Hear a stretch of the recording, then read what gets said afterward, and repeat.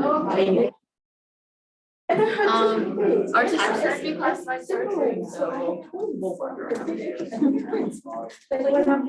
You just have to back. One thing is kind of. Did he finally get it? So good at doing. What, keep. Can I ask you? You want to do a circle? Yeah.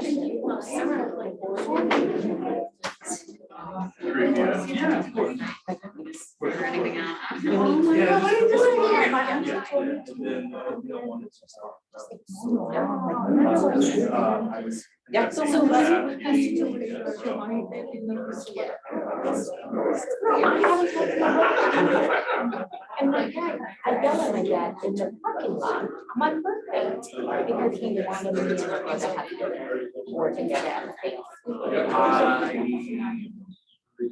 At school, my dad said, yeah, something like that. So, you know, make this speech today. But I do feel part of that. I don't know.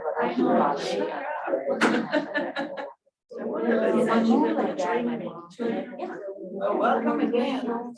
You killed that thing the other day. She's so good with the role play. Ready? Yeah, ready, very cool. Ready? Okay. Good morning, everybody. Thank you for attending. I would love to introduce Andrea Pop. She is a good associate, and I'm going to let her introduce herself because she knows more of her credentials than I do, but she's awesome. Okay, you can all scoot on in or be friendly and kind of jump in with questions. We don't have to wait until the end. Good morning, thanks for being here and listening. So when I talk about last year and this year, my mind works in prior year, 2022. So some of you may have, sorry, got all sealed in. Yeah, see, let's. Yeah, seal it in. The arrow there. So I don't know if you want to raise your hands, how many are done filing your 2022 return or still waiting for this weird mysterious extension that we all got? Extended file. All right, so I'll talk about last year, it's 2022, that's what we're still filing. 2023, I'll make notes here. This is a little bit of my background. I went to Santa Clara University, just up the street. Jelaine and I are part of WNA, a women's networking group. When I was in college at Santa Clara, I worked for SCORE. I worked for the controller there for about 3 years. So I've been around real estate. I married someone in real estate. So I can't get away from the community. But I love you, Andrea. Thank you. I've been personally involved with real estate my whole career. I probably file about 40 to 50% of my clients either own real estate or participating in real estate or work in real estate. I think every year I seem to file between 6 and 10 1031 exchanges for my clients. So there's a lot of real estate activities that I'm familiar with. And then there's a couple of local accounting firms that I came up at in my career, Rick Berman and Abstring and Lynch. They're local, so that's where I got started in public accounting. This is a little bit about me. This is my favorite slide. My son is finishing first grade. My original fur baby is 10 and a half. And I call her middle-aged because I guess she's geriatric now, but, and then how official do I look with my clipboard here? So I still can participate in Little League with my son. And they just went to the championship and they lost 5-4 in their division. There's more interest that I have besides taxes. I don't know if you see my car in the parking lot, my license plate says tax code. So it's kind of, it just takes over my life. I start every presentation with a calendar, and the IRS and Franchise Tax Board completely blew this up this year. So normally, let me see where we are. We are almost in June. So April 15th is the traditional due date for our taxes. That's when we're supposed to file or file an extension and pay all of those taxes that we owed for last year. And April 15th is the first quarter estimate for the current year. Coming up soon, June 15th is our second quarter estimated due date. And then September 15th is our third quarter estimate, and October is when we need to have everything done and filed. Everything should have already been paid by April 15th, but October 15th is when we extend, file, fund our retirement. Now this year, because of and forgive me if I roll my eyes here, we all survived some very severe winter storms in January. So bad that the IRS and Franchise Tax Board extended everything to October 15th. So I don't know if you've heard about this relief that we've been granted from the severe winter storms. I will try to keep my personal opinion to the side, except to say it was very unnecessary for most folks. We didn't lose our documents in floods. People who really did suffer and lose things in the floods would have extended anyway. So it's made this year a little confusing. We didn't have to file and pay by April 15th. Everything was automatically pushed to October 15th. Now I'll cover in a few slides why I don't think this is the greatest idea to take advantage for everybody, but this is a one-time only. So don't get used to this, and I will try to refer to traditional due dates and this severe winter storm relief. So what it did is it took what we owe for last year's tax return and first quarter, second quarter, and third quarter of this year are technically not due until October 15th without interest or penalties. Like I said, don't get used to this timing and schedule. It's one time only. And for cash flow management, I don't like it. I think that there's many of my clients that are not disciplined to hold on to that cash for a few months. So like I mentioned here, budgeting your cash flow, you should know how much money you owe every quarter for your estimates. So if you don't finish your 2022 return, that's when most accountants are giving you your schedule of estimates for the current year. So if you don't have those numbers, it's harder to budget and plan for what you need to send in. This may not apply to everybody all at once, but if you personally or any of your clients are buying, a lot of times they're going to ask for last year's tax return. So if it's still on extension, that may, I mean, there's probably reasons why that might benefit some folks if income went down, if let's say self-employed and they need that 2-year average. But if income goes up and that lender is asking for a tax return, why wait? Let's get it filed. Let's get it checked off the list. This one I mention here because nobody in this room is doing anything fraudulent, but it is nice to know that the statute of limitations is 3 years on any open return, and that starts when you pay your taxes. So if you wait to pay until October 15th, you gave the IRS 6 more months of an open statute to come back at an open year and say, hey, prove to us that you really spent $20,000 on staging. So I have a lot of reasons why I feel strongly, and I'm advising my clients, don't wait, just get it done and rip the Band-Aid off. And besides, you'll be, sorry, I'm on a trip here. Then you'll be turning around and doing your tax return again in January after you wait until October to do this. Let's see, and I don't think any of you have heard me speak before, so I might sound like a broken record to some of you, but I have kind of a, tip of to-dos. These are ongoing all year, but especially coming up to getting your taxes done. January is a good time to make sure that you have this, but ongoing, know how much money you've made. You should all know how much your net income is after expenses.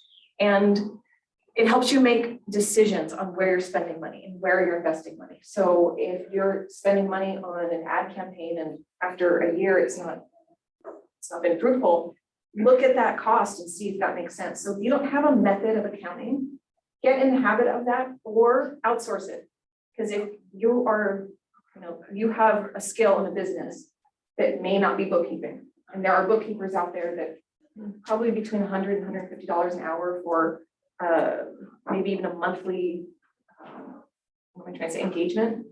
But if it's not your jam, hire it out, because what we are as self-employed taxpayers, and I say this about myself too, we are our own CEO, our own COO, our own CFO. So we have to wear all those hats and be responsible, which means we need to know how much profit we've made. Ongoing throughout the year, keep track of your business mileage. I'll come back to this again and why it's important and an easy expense to leave on the table. But there are apps that you can put on your phone. They run in the background, and I'll give examples. The app, well, MileIQ, I think, is one of the most popular, and for like $2, you can get an ad-free experience. But you can set up rules. So I have set a rule that my son's school, that's always a personal trip. I go to my grocery store, it's a personal trip. I go to my parents' house, it's a personal trip. So that what falls out are probably business trips. So you can set rules to save yourself time, and you will be so glad you did at the end of the year when all you have to do is run a report or export the information. We should always be budgeting for our retirement contribution. So I'll use SEP IRA kind of interchangeably to just talk about retirement, and it sounds like you have a class next week. Yeah, next week. Okay. This is the biggest discretionary deduction that we can give ourselves, and it is a way to pay ourselves and deduct money that we pay ourselves. So I'll chat about that in a little bit. But you should always be budgeting for that. It shouldn't be a surprise if you know how much money you've made and your net profit after expenses, you know about how much money you can put into retirement. You should always be budgeting for your estimated tax payments.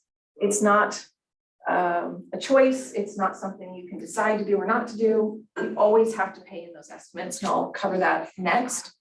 And then there's some kind of, I don't want to say easy.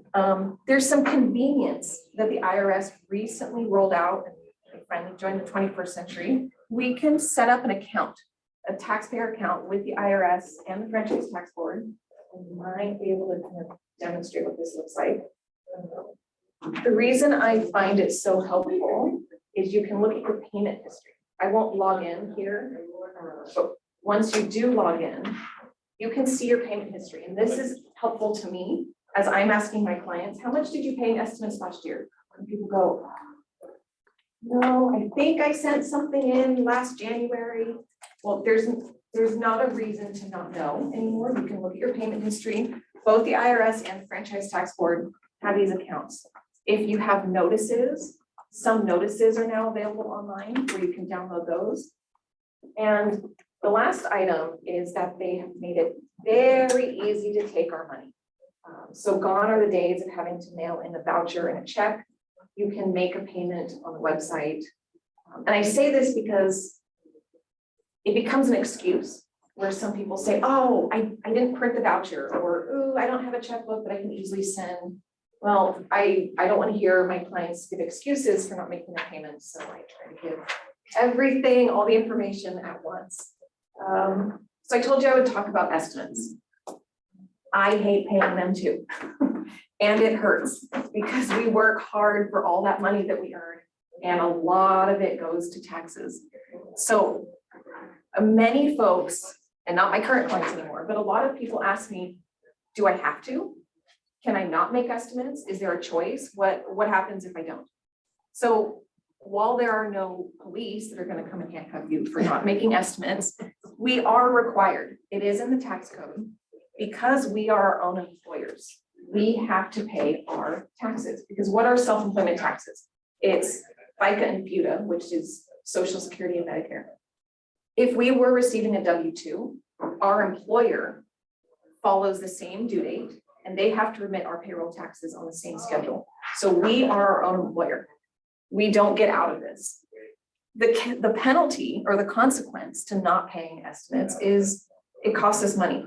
And what happens is it's not our money. So if we don't make estimates, we have in a way made the IRS and Franchise Tax Board our lender, and we're servicing debt to them. And with interest rates increasing, as we've heard and we know, they're raising their underpayment interest rates too. They used to be, sub 3, around 3% for a long time. They're variable. So they are increasing what we're paying on not paying those estimates. It can be, depending on the materiality of how much someone owes, hundreds of dollars into a few $1,000s, like I said, depending on how much you owe.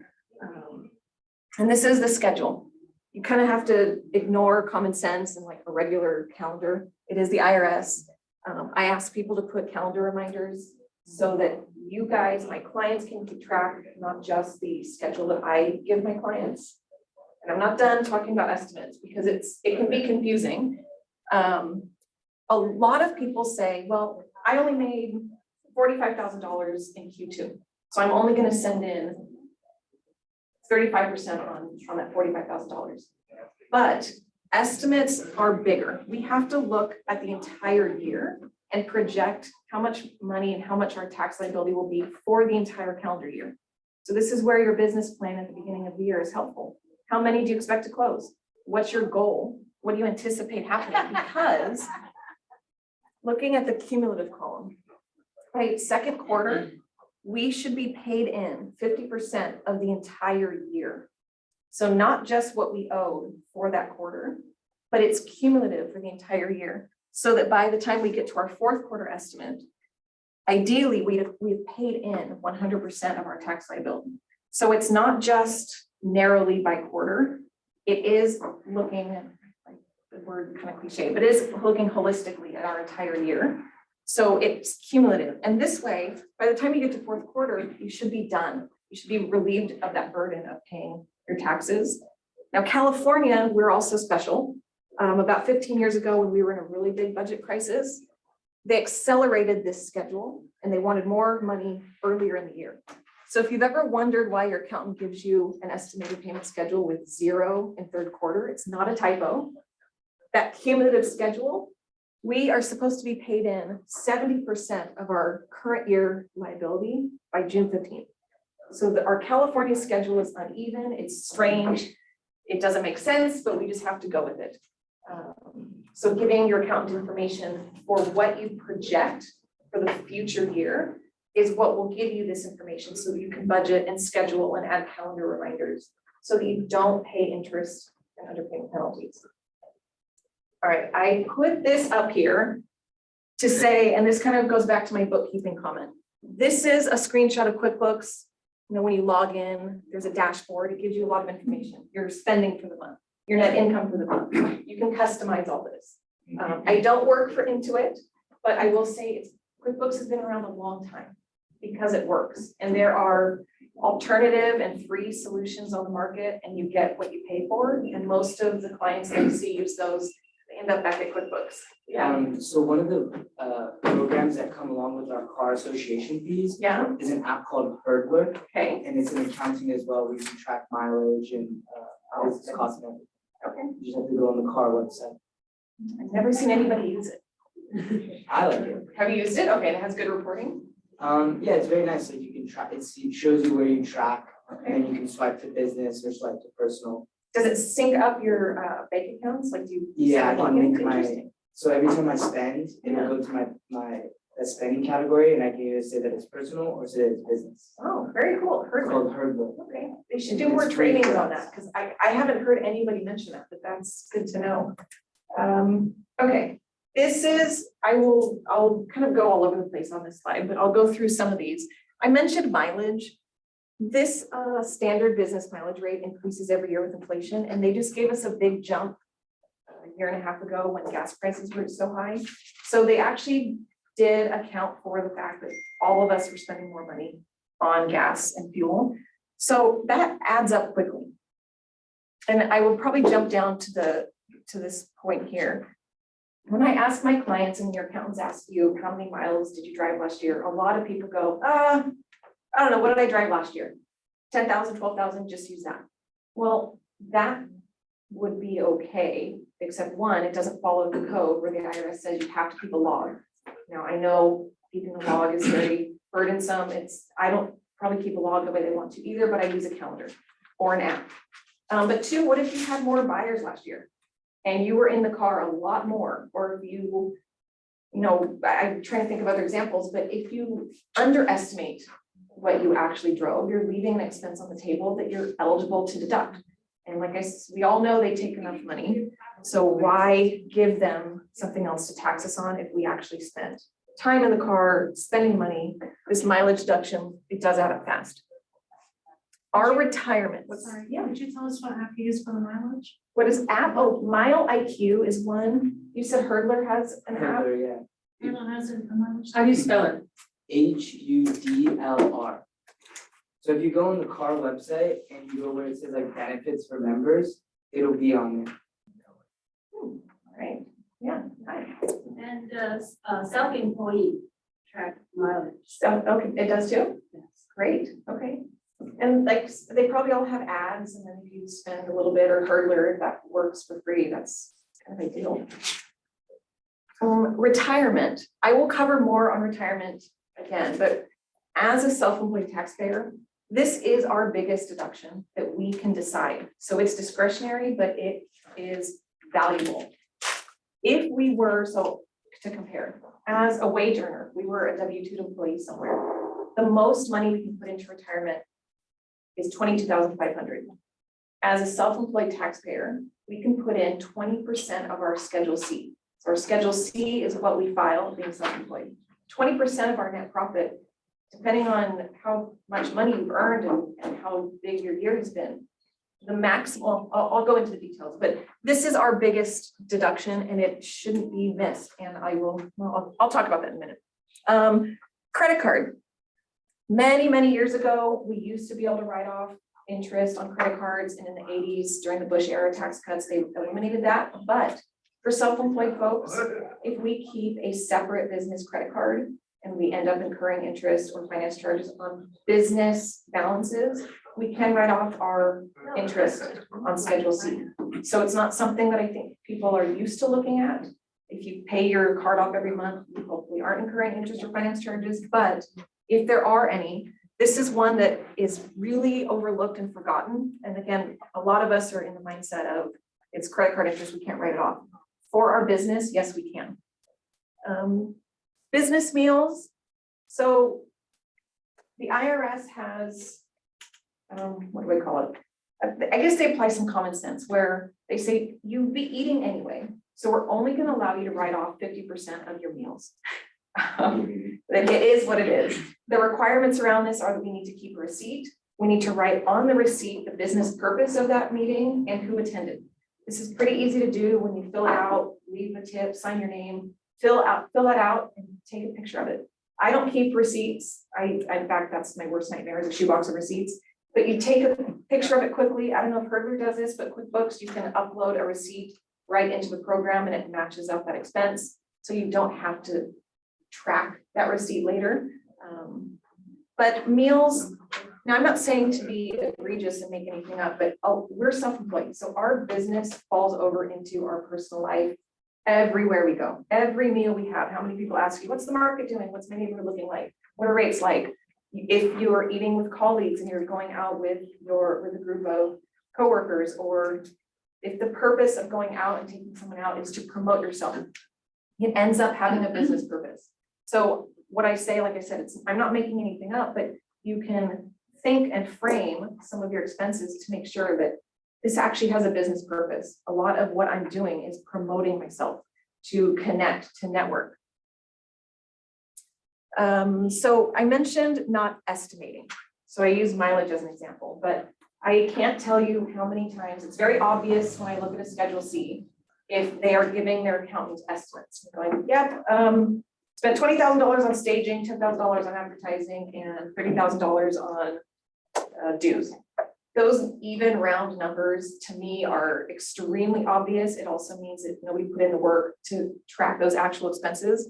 And what happens is you do leave money on the table, and it's obvious for the IRS's systems and software. They go through and that's like I said, if it's obvious to me, it's obvious to a computer system. And so what I never let my clients do is give me a number that's same as last year. Nobody's expenses are flat. Even if we have a contract with something, our annual fees go up. So I would say it's time consuming unless you keep current on your accounting. So if you sit down every week and go through QuickBooks, or if you have a bookkeeper that works with you, you always know what your expenses are.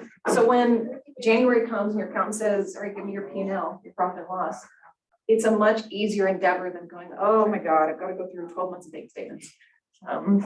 But make sure you track those actual expenses.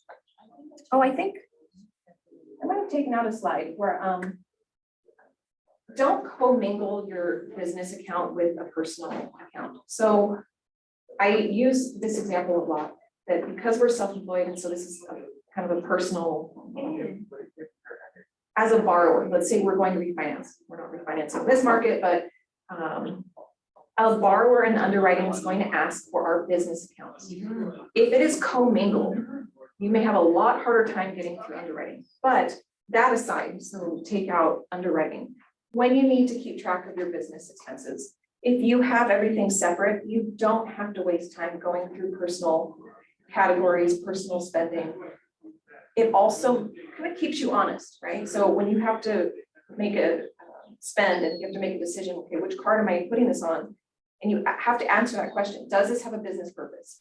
Am I spending blank to promote myself, to get business, to entertain a client, whatever the example is? Similarly, keep a separate credit card. I mentioned that credit card interest. It's a lot easier to keep track of if it's on one account. I have a separate business checking and a separate credit card. Now, I haven't gone to the bank and signed up for a corporate card. And I say this probably because I'm a little cheap and I don't want to pay the service fees. So, but I just keep a separate credit card. Actually, let me come back to the random audit selection. Home office, as self-employed taxpayers, this is another benefit that we have that wage earners don't. So if I'm a W-2 employee, I can't write off any of my home office expenses. There's nowhere to write it off. The Tax Cuts and Jobs Act of 2017 completely repealed that section of Schedule A. So there's nowhere to write off for a wage earner home office, but we can. So I think I have a slide. Yep, okay, I'll come back to that one. Random audit selection. So 1.5% of us every year get letters in the mail. You can call them nastygrams, you can call them love letters, but they make your stomach fall to the floor when you open your mailbox and see something from the Internal Revenue Service. They're system generated by the IRS software, and they are random. So they can send out a letter and saying, we'd like to see receipts, invoices, contracts for Schedule C, line 24. And you go, oh crap, I didn't keep receipts, or I don't have a ledger, or I don't have. So one, that's all eliminated if you have an accounting system. Two, use your inbox. I've heard a lot of people use folders, or they flag emails if it's related to an expense or a contract or an invoice. Create some kind of organization, or like I said, hire a bookkeeper. It saves a lot of time and headache. But these are, like I said, they're random. Now, when there's things that look really out of whack, that also generates an IRS letter. So what the IRS system looks at is consistency. And this business is anything but consistent, probably a lot of the time. So what happens is, let's say you had GCI of $400,000 for years and years and years and years and years, and then you had a really slow year and you maybe closed 2 transactions, but your expenses stay the same as they would. That would be something that would generate, or could potentially generate, a correspondence audit. And a correspondence audit is what I mean when you get a letter in the mail. So gone are the days of someone knocking on your door. Actually, I'll mention that too. The IRS, up until last year, was only staffed at the same levels that they were during World War II. That's why the IRS didn't work for so long. The phone queues were impossible to get through. People didn't get their refunds last year for as long as 6 months. They're broken. They're understaffed. They're still running on an SQL server from like 2000. Their systems are in desperate need of upgrade. And the Treasury, it's not political. The Department of Treasury makes the government work and pays our bills. So it has to be functioning. So the Infrastructure Rebuild Act put a lot of money into the IRS. They spun that to be kind of partisan, but really it just needed to function. So they've hired 5,000 new agents that are being trained right now. Their phone queues are actually functioning again, so I can call and get through without being hung up on or waiting on hold for 3.5 hours. Refunds are getting processed, and their systems are functioning a little more, where they've said we are now resuming sending out balance due letters. For a long time, they suspended a lot of correspondence. They just couldn't handle it. There was there were mail correspondence letters that were unopened for months and months and months, or lost. So they're back to a little bit better functioning service. So what that means is they'll be more efficient in their own efforts of randomly selecting folks. All right, home office. That's a scary, we don't want to talk about that anymore. But Andrea, you said there's a big variance. So is there like a standard range? Like, is it 10%, 20%? No, it's just random. Yeah, they just look for consistencies. And if we're doing everything right and we have expenses and receipts, it's an inconvenience, but that's the worst of it. So when we have everything together and we can respond and say, here's the proof of all of our expenses, they come back with a no change audit. That's the best case scenario. Or you, as you were going through your details, and you go, oh, I forgot about that conference I went to or that training, and you end up giving them more receipts, they will allow you to write off more. Now, if you write off something that you don't have a receipt for, they have the authority to disallow it. But that's why we need good books and records and good bookkeeping. Okay, home office. So, like I said, if we pretend or our counterparts that are on W-2, we can't write off much of this list. So as a self-employed taxpayer, if we have a home office, and let me define what the IRS says that is, it's dedicated and exclusively used. So dedicated means it can't moonlight as the dining room table. Exclusive or regularly and exclusively used. Even if you have an office space here, right? So you're paying a desk fee, you come into the office, but in the evenings, we all are gonna log on and do things that we need to do. So there is a dedicated space and time that we're using the home office. That square footage percentage, so we take the square footage of the home office out of the total square footage of our house. That percentage is applied toward our property taxes, our mortgage interest, or our homeowner's insurance, or renter's insurance, our utilities, and the other expenses that we maintain our home. So cleaning, landscaping, security monitoring, those are forgotten about expenses. And I'm not saying they're gonna move the needle here because they're not big expenses for anybody, but every dollar counts, right? So you wanna keep track. Yeah. Under other with HOA? Yes, thank you. Yeah, it does. That's a big one. Say it's a big expense. Yeah, that's a big expense. And then we depreciate our home if we own it. So we can depreciate our home similar to how we would depreciate it if we owned a rental. And that all of those expenses that we're writing off as our home office, that's reducing our self-employed income, which reduces our self-employment taxes. It all, like I said, every dollar counts. Let me talk a little bit about property taxes and mortgage interest.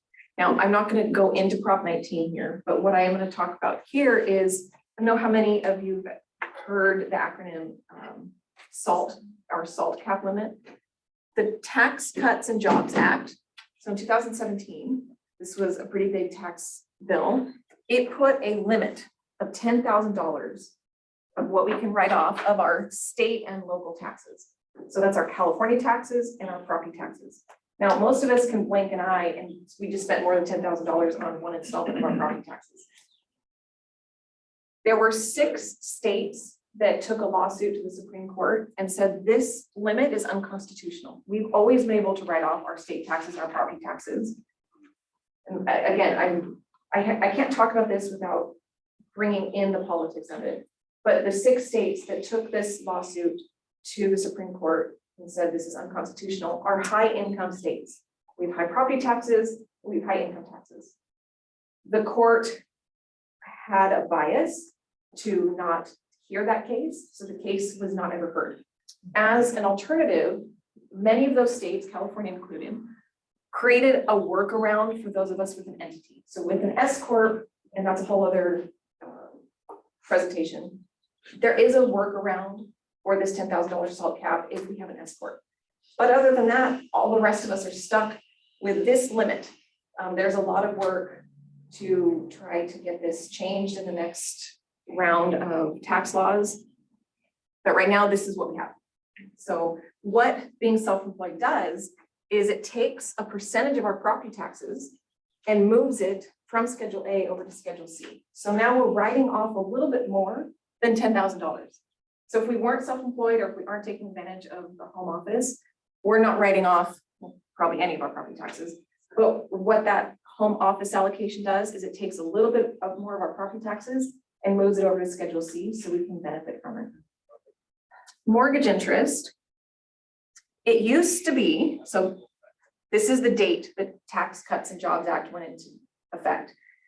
Before this date in 2017, we could write off up to $1 million of acquisition debt and a $100,000 line of credit, interest on a $100,000 line of credit.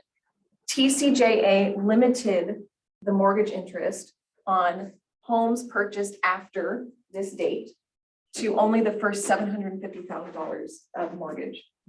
This $750,000 cap will sunset in 2025, but we don't know what Congress will do between now and then. So again, we have to operate under the law that we have.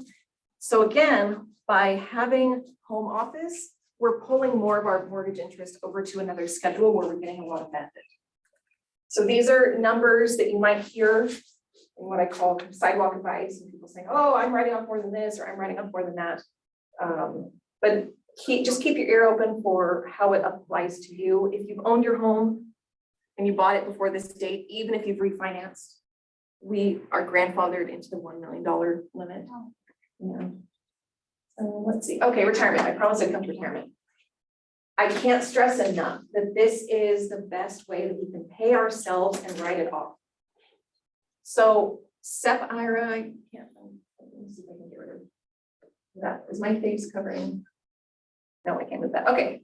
So a SEP IRA, I said I use that kind of broadly. It's, I would say, the most common account type that we have. Second most common is a solo 401k. Some people call it some people have an I in front of it for individual, an I 401k. For the most part, they get us to the same place the same way with a few little nuances, but I'll speak on a high level. Every year, we can put in up to 20% of our Schedule C, our self-employment income, with upper limits. So if we are netting, what would that be? 400 and change, $400,000, $400,000+ a year. So if we have that after expenses, this is our limit. We can put in for those top producing agents, $68,000 in 1 year into retirement. That's deductible. Even 20% of 200,000. This adds up very quickly. And I will say, especially to the young folks in the room, you will never regret putting money into retirement. You're not ever going to look back and say, oh, I wish I hadn't done that in 2023. I would have bought, I don't know, furniture. Make this a priority. Budget for your retirement. And I mentioned budgeting for it because this shouldn't be a surprise. You should know with a good guesstimate how much you're going to make this year. You should have an idea of what you're going to close and how many people you're going to work with.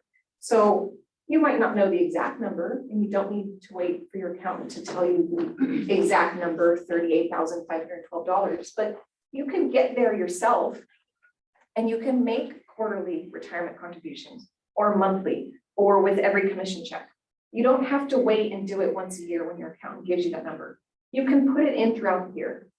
This isn't necessarily tax benefit, but what you would do is take advantage of dollar cost averaging. So if you're only putting money into retirement once a year, whether it's April or October if you extend, you're only investing and subject to the market conditions at that one time of year.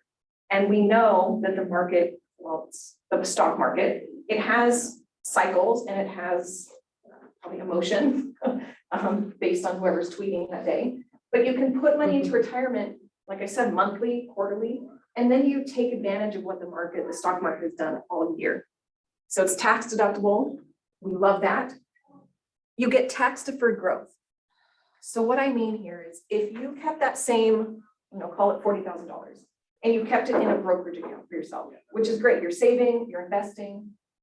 If it's in an individual account, we have to pay tax every year on the dividends and any realized capital gains. So let's say that's 35%.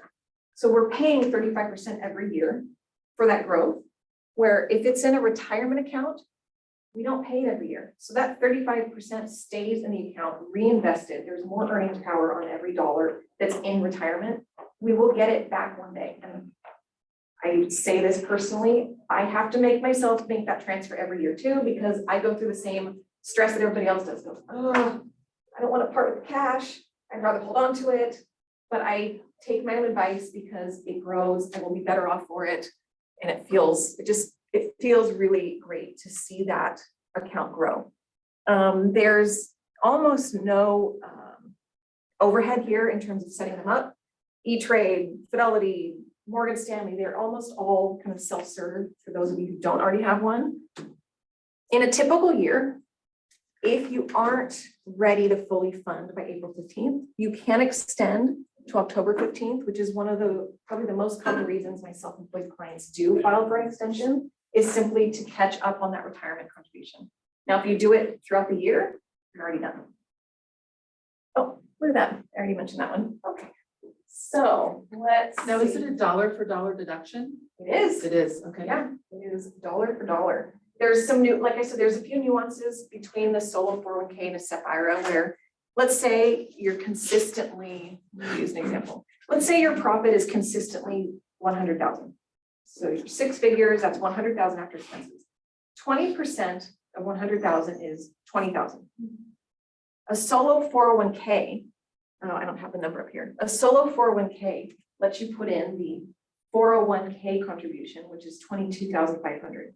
So if you have a solo 401k and your income is not gonna be higher than the annual 401k limit, the solo 401k is a nice option because you can get more in.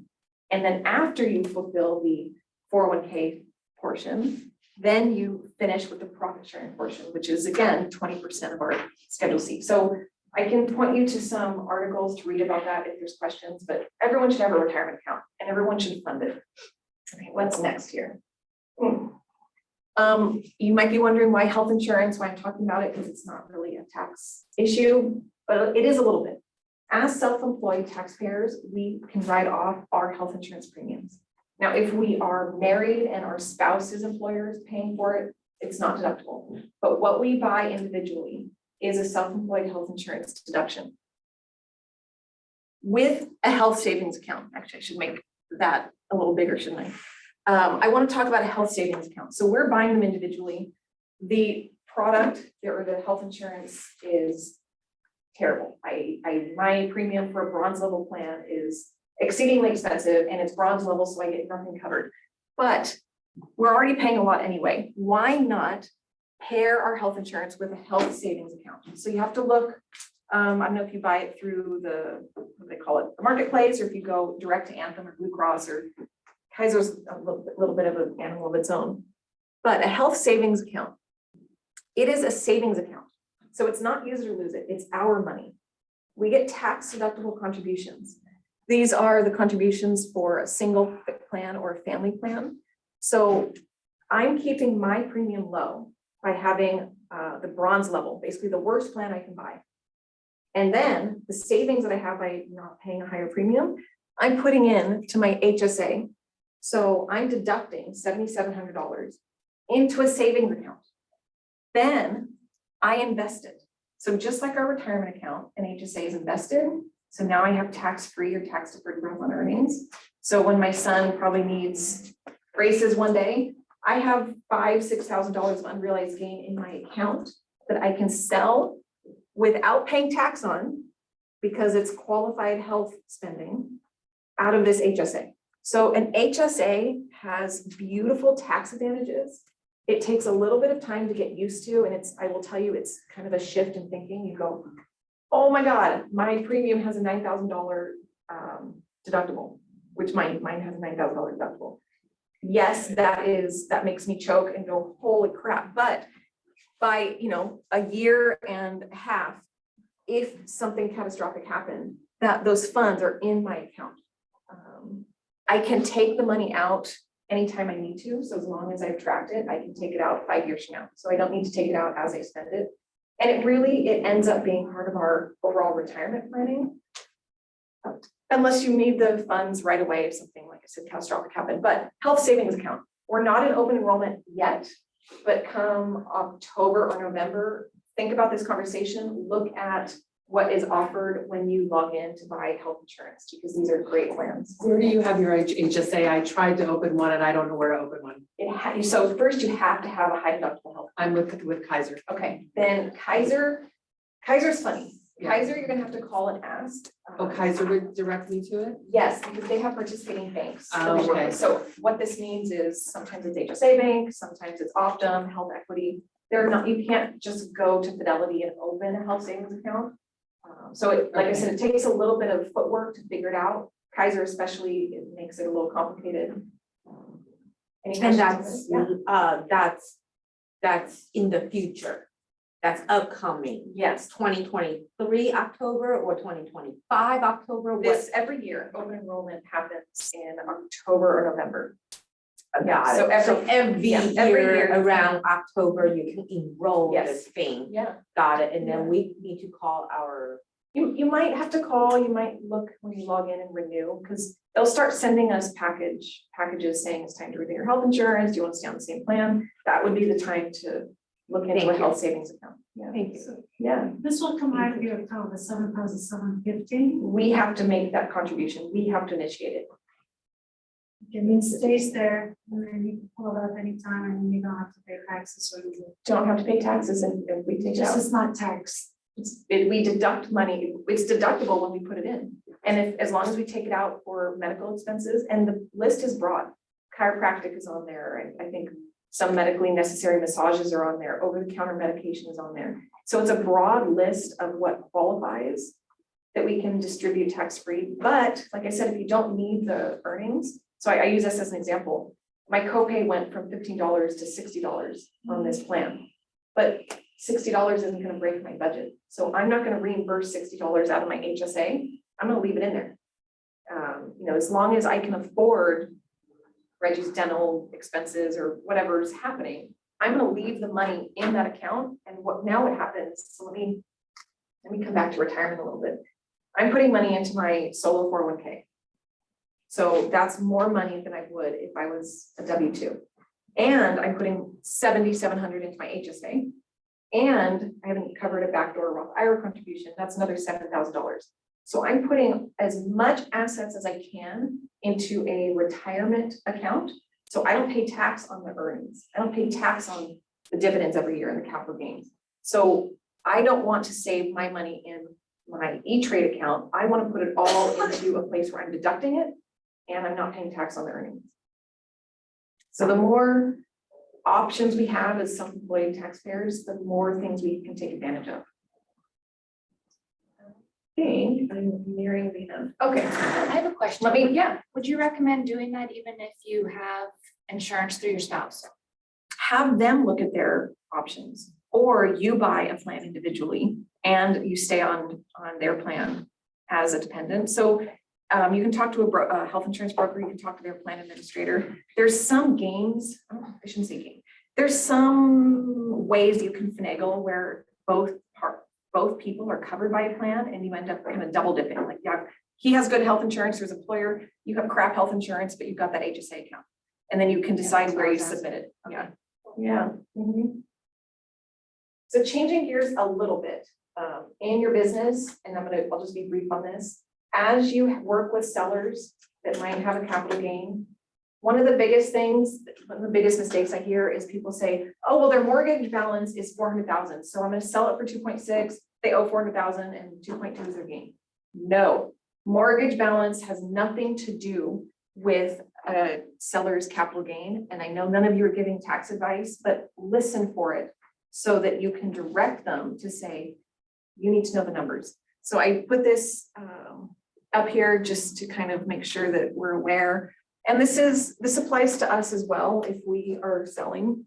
I'm gonna cover what tax rates we're paying. As high income earners, which almost all of us are in the Bay Area, and high income, according to Congress, is very different than what we feel. We probably all feel like middle income taxpayers, but to the rest of the nation, our income makes us high income. So it used to be 15% was the number for a long time of what we had in our head for long-term capital gains federally. Our high income is pushing us into a bracket of 20%. So our capital gain rate federally is 20%, but we're not done. There is a net investment income tax on capital gains, interest income, dividend income of 3.8%. So our federal long-term capital gain rate is 23.8%. And then I'll use 10%, well, okay, 9.3. I'll use 10% for a round number there for California. So that's 33.8% that we can roughly plan on long-term capital gains. So that applies to us too, not just your sellers. For buyers, I mentioned this, and you might not hear it as much as their lender, but if your buyers are selling a lot of stock options to put money down, And in the valley, and if you've got a lot of millennials, they work in tech, that's how they're raising their down payment funds. They will probably have capital gain when they sell their stock. And it's very easy to forget about. A lot of them assume that their employer covered it for them, or they were withheld enough to cover. No, they need to plan ahead for this too. I will give you a couple of, I don't want to call them horror stories, but I'll give you some examples. An agent, a really great agent, had her seller contact me at the end of the year. So once we're done with December 31st, we can't undo anything. The lady had sold the family home in Willow Glen and downsized to a smaller home. She took all of her proceeds and put it down on the next house. When we did her return, she owed $185,000 because she had, lived there for 40 years and didn't set aside any money for her taxes. So she had to pull money out of her retirement account to pay that tax bill because she was retired. It's not like she had income that she could qualify to refinance. So she should have known ahead of time what her capital gain should have been. And when you give your sellers their estimated net sheet, I would love it if you could asterisk the bottom and say, before taxes, don't take all that proceeds and think, okay, this is their budget, this is how much they can put down. There's got to be a conversation around how much they need to set aside for their taxes. On the flip side of that, I had new clients come to me, they were referred during the year, so it's March, we're doing their taxes, we can't undo anything that happened last year. They both worked for Meta, and I caution them about putting all their eggs in one basket because with the layoffs, I thought, oh my God, they're both gonna get laid off. They sold everything they owned basically to put down on a house they bought in Palo Alto. So they bought, I think it was 3.6, they put down 1.7 and they financed the rest. They had a $385,000 tax bill. And the gut punch that I felt, because he didn't expect this, I said, look, you've got to pull money out. You have the money. It's just all now it's tied up in your home equity. But you can't refinance fast enough to take that out. So keep that, again, you're not giving tax advice, but caution. Make sure that you're talking to folks that you're working with about their taxes, because we all have to deal with it, whether we're self-employed, whether we're W-2, whether we're, who doesn't have to deal with taxes? We all have to deal with it. So keep it, make sure that everybody you're working with is aware. And for us as self-employed taxpayers, be organized. If bookkeeping is not something that interests you or that you're going to make time for, or that it just makes you feel like this is the last thing I want to do, bring someone in, bring in a bookkeeper to support you, because this is not what you should be spending your time doing. You are in business for a reason, not to be a bookkeeper. So I caveat my questions with it depends, because I'm not going to know your personal situation. Everybody's situation is unique. And when I mentioned sidewalk advice and someone says, oh, my brother sold his house in 1031, you don't know what his circumstances were. You don't know if he understood what his accountant told him. So sidewalk advice makes me scared. Yeah, well, it's kind of what it is, right? Yeah. Also, would you recommend us to be on LLC or S corp? Is another? That's a big conversation. So should I be an S corp?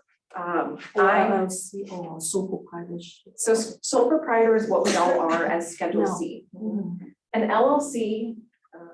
We protect our assets, right? So if we have a home, it's much better. We have an LLC. It can be better. And actually maybe Doug can answer. Are you allowed to be an LLC does the DRE allow really licensed agents to be an LLC? There's a lot of professions that say you can't be an LLC, you have to be an S corp. I think you have to be an S corp. I don't think this license allows you to be an LLC. I don't think you can be an LLC. Yeah. So it's your licensing says you cannot be an LLC. So it's either sole proprietor or corporation. So let's talk about an S corp. An S corp makes sense if you're consistently netting more than 6 figures.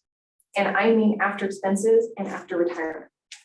So there's a break even point where I see it working best around $300,000 after expenses, after retirement. There's a lot of administrative overhead to having an S corp. So one, there's the legal cost of incorporation, and I don't recommend a LegalZoom do-it-yourself option.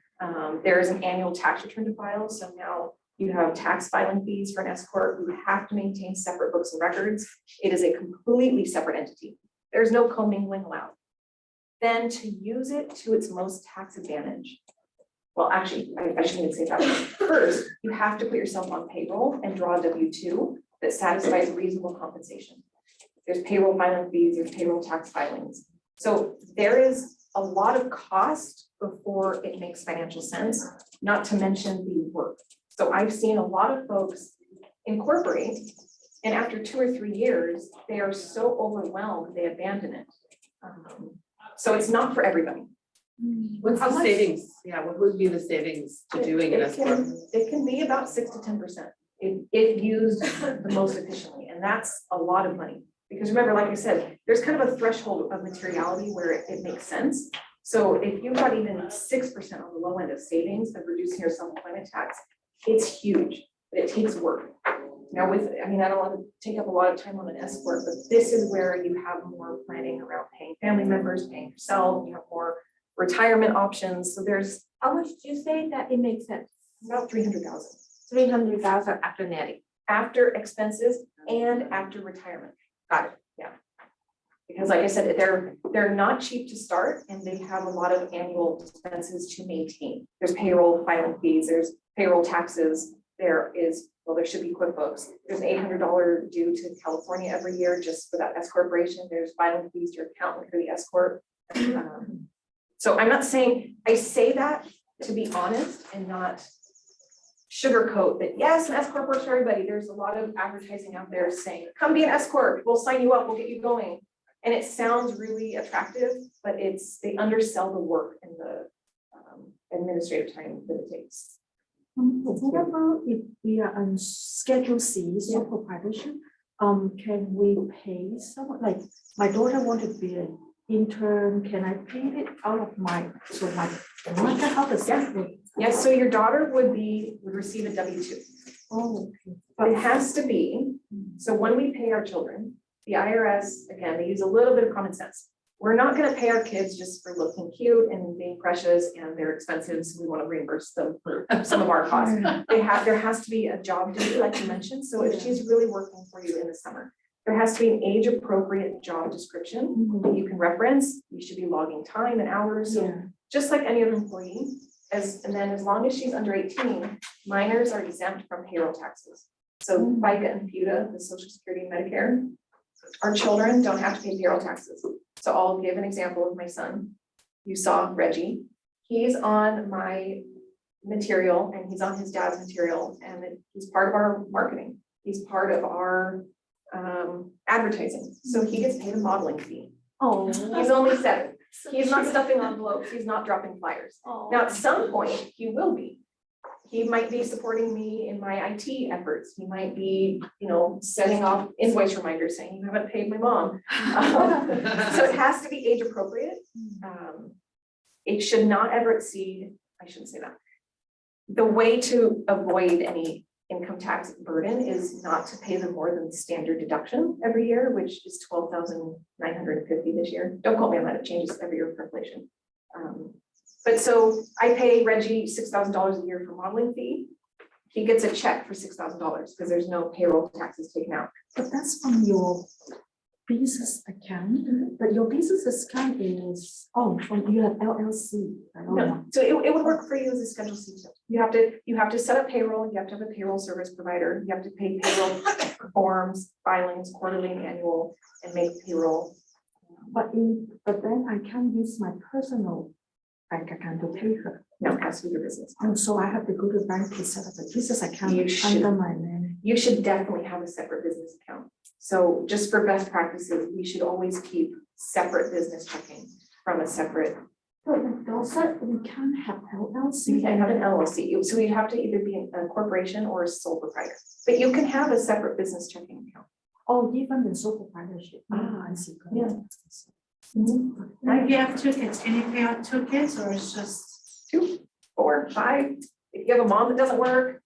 I mean, I say this kind of flippantly, but if there are parents that have no other source of income and they're supporting you in a way, you can put them on payroll. It doesn't work for parents.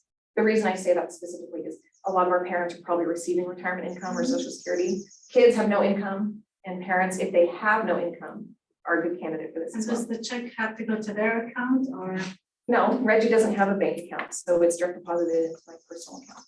because my kids do have an account, so it doesn't have to. No, So this is under the S corp, or Schedule C. okay? Is there also an opportunity to have group health insurance under that? Group, like for you and a family. Yeah. It's they call it, it wouldn't be group. Group is as an employer buying multiple policies, it would be a family plan, but yes. Mhm. Yeah, So if you are paying your kids, you can also set up a custodial account for them yes, and invest for them. yes. Custodial. So there's a few things you can do with money that we pay our kids. So I'm gonna use Reggie's example. Let me back up. College savings accounts, they're called 529 plans. They are fantastic accounts. They're not deductible. So we don't, yeah, 529 is a college savings account. So you open a 529 account and start putting money in for college. That money grows tax-free. When you take it out for tuition later, you don't pay tax on it. They're beautiful accounts. We don't deduct money that we put into them. But I pay Reggie $6,000 a year. Now I've deducted $6,000 and I'm gonna put $6,000 into his 529 account. So now I've created a deduction for something that I wouldn't normally be deducting. Now, let's say Reggie's 529 account is fully funded. And I want to put money into a custodial Roth IRA account. So I can open, Reggie has a Roth IRA account that's 7 years old. I'm putting money into retirement for him. So this is retirement. This is, 60, whatever the age is now, again, it changes sometimes. Or a custodial, or an UTMA account, UTMA, I can't remember what it stands for. You can put money into an account for your children that they get when they're 18 or 21. So there's different things we can do with that money that we're deducting, or you give it to them for allowance, because we can't deduct allowance either. And if it's me and my husband both are self-employed, can both of us pay our kids? I would be careful of going above $12,000. So once you go over $12,000 for your kids, then they have to file a tax return. And that changes every year, you said. A little bit for inflation, but by $50 here, $100. And if they're over 16, they still have to file taxes, yes, No, No? so the minor is looking at the age of 18. 18, If they're under the standard deduction, there's no filing requirement. okay. Once they're 18 and they have income over the standard deduction, they would file a return claiming that they are the dependent of another, because our kids are still our dependents until they are paying for themselves. The rule is, are you providing more than 50% of their economic support? That's tuition, housing, insurance, cell phone, groceries. So most of the kids that are still in college, they still are our dependents. So they file a return as a dependent of another. And if they had a summer job or internship and some withholding, they can file and get it back. More questions? Golden nuggets It's so over here. Yeah. It's so useful. Oh, you're I have welcome. a question about the car, auto deduction for our car. Yeah. That's why I just bought a new car, so I just want to know what it's like, how it works. Yeah. Track your mileage. So the purpose of the standard business mileage deduction rate, which is 65.5 cents, again, that one changes every year. The purpose of that is so that we don't have to keep track of our actual expenses. Every time you stop at the gas station, every time you change your tires, have a repair, pay your insurance. It's designed to offset the actual costs. And since you have a new car, you don't have a lot of repairs. So if there was the only time I've ever seen actual expenses work is on an old vehicle that's costing a lot of money. Other than that, track your mileage, claim that standard business mileage deduction rate. Speaking of buying new cars, part of maybe it was the infrastructure rebuild, I don't remember which act it was. They restored some of the benefits of buying an electric vehicle. So used electric vehicles now count. There's a bigger list of qualifying vehicles. So vehicles can be a tax planning tool in addition to the bonus depreciation that we get on our vehicles because it's a business asset. But if it's listed, we can deduct from the list amount. You can write off some of the lease, but you have to keep track of the business mileage as a percentage of how many miles you drove all year. But if we own the car, then we can't write it off. Am I correct? You're not writing off the payments, but you're still writing off that. And The mileage. so you're writing off depreciation and the stamp. So it's either lease payment or depreciation. So like for self-employed, lease is more tax benefit. Not always. No.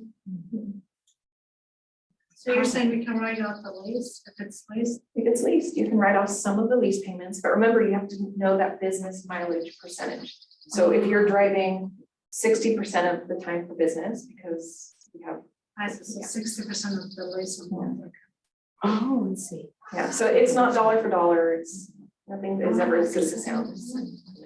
I know you mentioned it has to be through the personal check, I mean, not personal, business check to pay the kids. Does it have to be, or if I don't have it, can I do personal? You can, but you should have a separate business checking account regardless. If for you and your husband, since you're both self-employed, you should each have a business checking account and a personal account. It makes things easier so you're not commingling, you're not confusing things. And that payroll is gonna be automatically withdrawn from your personal account. So I would, there's so many reasons to have separate accounts. And that's for all of us. That's Yeah, for that's everyone everybody, coming in, yes. anyone being a sole proprietor. Yeah. It's not Yeah. based on how much GCI you get, it's everybody, Yeah. right? Yeah. And a separate business card. Yeah. because, Yes. You know, at the end of the year, you get that annual Yeah. statement, there, Yeah. all your expenses are there. Well, there was, and I used to know the number, Lender Letter 19, Fannie Mae published this kind of at the beginning of COVID. Because a lot of us filed for payroll protection loans, which basically was a way of saying, I don't think I'm gonna be in business very long. So lenders said, whoa, that you're self-employed and you wanna borrow money? We wanna see 3 months of business bank statements, business, so not commingled. Any personal expenses that were in those bank statements provided, they disallowed that from what you said was your self-employed earnings. Now, they repealed that requirement at the end of COVID, but still, it's just a best practice to keep everything separate. And I don't know if you've ever gone through an underwriting process as a self-employed person, it's pretty brutal. It's painful. It's like even worse than our clients go through. So really Yes. be prepared if you're doing that. Yeah, refinancing, if you have an opportunity to Yep. buy an investment property, whatever it is, it keeps our life easier to be separate. Yeah. Andrea, can you tell everyone here what services you offer and Yes. if you're Oh, taking? thank you, advantage? Doug. So I work with my clients to file their taxes. I provide them their tax return, a scheduled quarterly estimates. I'm looking at their entire financial picture and offering advice, areas where I see that they could be doing something differently, better. And I hopefully, as you've heard, explain things in I think pretty plain English. So it's not code, it's not acronyms, it's not scary, it's not, I mean, I've seen some people get an email from their accountant, I go, what are they, I don't know what they're telling you. So I work with folks, I would say 60% of my individual clients are self-employed, the other part is working in tech, or one taxpayer is working in tech and the other one's the spouse is self-employed. So like I said, I've been around real estate a lot of my clients are agents or investors. I can do a projection. So a lot of times you don't need a new accountant or you have a relationship with someone, but you need to plan for a one-time transaction, whether it's selling, whether it's buying, whether you're inheriting something. I can do a projection. And I offer, I don't offer it for free, but with your sellers, you can connect us and we can put a projection together. Same with buyers, like I mentioned, when they're selling stock options to put down, they need to know. So I do a lot of projections. It's a one-time project. It's a one-time fee. Wonderful. Thank you so much. Thank you so much. So someone asked, can we have access to your slides? Sure, I can send them So to to you. me, anybody who wants the slides from today, please email me the request. And thank you very much for coming. And do you have cards, Andrea? So we I have can. a few. I have a couple. Thank you for coming, everybody. Oh, for the No, no. Yeah. My mom was. So I think this is your courtesy. But I Or was- card. I'll take a picture. Okay. Thank you. Card. Thank you, Andrea. Yeah, you're welcome. Yeah. Yeah. Thank you for coming. We ran out of card. Okay. I'm here for Great. And please email me if you'd like the slides. Thank you so much for coming today. Yeah. Thank you.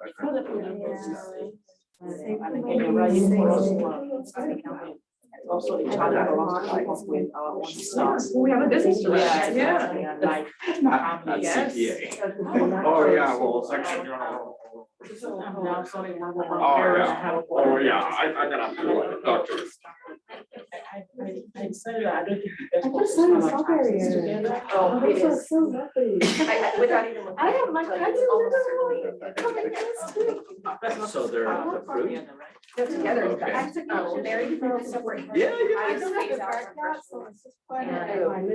And Oh, yeah, tax yeah, rates, yeah, yeah. So you have and like we're planter doing our boxes. station, so it's not a his or her return, everything should still be. Okay. So income should be. Yeah, just give them some good But sun it's- and like I lots said, of it's- water. it's been